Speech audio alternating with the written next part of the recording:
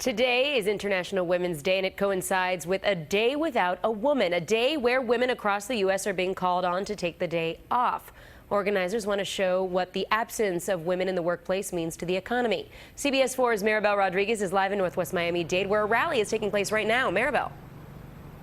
Well, Lauren, they chose this site because they're also standing up for immigrant women and their families. The group arrived at around 10 o'clock this morning. They left just a short time ago, and though they say it was small, their message was loud and clear. When women's rights are under attack, what do? Fight back, fight back! On this International Women's Day, dozens of South Florida women gathered outside the U.S. Citizenship and Immigration Services, united and making their voices heard. This site is a site where dreams come true and where dreams are denied.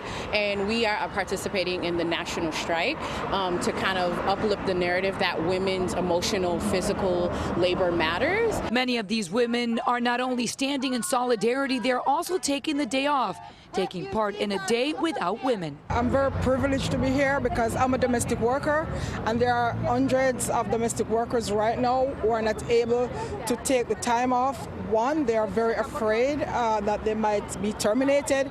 Secondly, they just cannot afford to do without a day's pay. June is part of the global women's strike. At VIX, a multimedia company in Coral Gables, Rafael Urbina, the CEO, is allowing his female employees to take the day off while acknowledging the importance of women in the workforce. Women are definitely the majority of our editorial team. All of our content directors and our content leadership are women, and we're very proud of that. And I think that shows in the content that we put out in terms of how inclusive and diverse it is. Say it clear, Muslims are welcome here. Meanwhile, back at the women's rally, they're holding signs, chanting, and writing messages on sidewalk.